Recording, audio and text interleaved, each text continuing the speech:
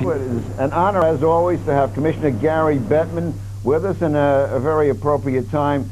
This afternoon, the decision in the Marty McSorley case came down and he was found guilty, but it was a conditional kind of discharge. Now, what is your reaction as the commissioner to the decision? Before I do that, and I will answer it, you know, we do have to make note tonight that John McMullen, this is the passing of the torch, yes, the Stanley Cup ceremonies. It was a very emotional and special night for him, and he's been a great owner of this franchise, and he's been a great owner in the NHL, and you and I would both be remiss if we didn't comment. Absolutely, yeah, I'll second that motion. One of the few times we agree wholeheartedly on an issue. Okay. Now let's talk about the McSorley thing. What's your reaction? My reaction is the same as it was in February. Right after the incident happened, we punished Marty swiftly, sternly, and appropriately.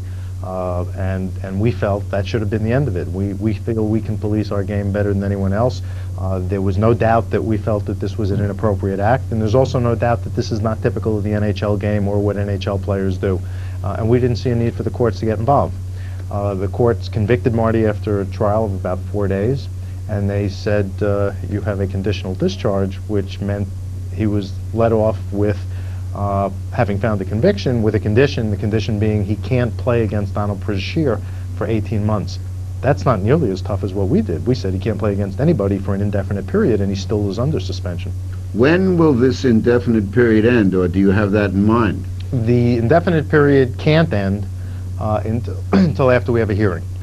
Marty has not requested one because he might not want reinstatement. He might, and then we'll see. I don't know. I'm going to have to see.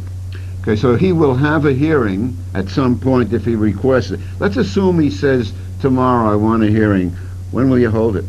We'll see what my schedule looks like and what his looks like, and then we'll hold a hearing. But I'm not putting a time frame on when that might be. His request, my being able to schedule it, or I'm not going to give anyone any inclination as to what I think might be the appropriate thing, because part of the purpose of the hearing is for me to hear from him. Now, you've decided you want to open up the game. The referees now under Andy Van Hellemond, and we saw in the 2 periods a lot of penalties. Now, some people are going to say same old, same old. By Christmas, it'll be back to the old system. What's your answer? Well, there are 2 things. First of all, every other time when the standard has slipped, it's generally happened either because the players and coaches, being the consummate professionals they are, adjust and they push the edge. And secondly, the referees get worn down over time and it gets lax. It's never that we've said, you know, cut it out, don't do it anymore. And whenever it slipped back, where it wound up was always better than where we started. This time we think we can hold the standard for 3 reasons. The first is we now have 2 referees in every game. That's the first. Secondly, we're using computer technology. Every referee carries a laptop, and we can critique them now after the game, giving them video clips streamed over the internet to the referees saying this is what you did right, this is what you did wrong, and we can do it to the whole staff if there's a particularly significant play. Third, and maybe most important, is Andy Van Hellemond. 25-year referee, Hall of Famer, a real bulldog, and he's telling me he knows what we want and he's going to hold the standard, and we're going to do it. Thanks very much, and let me be the first in this room to wish you a happy new season.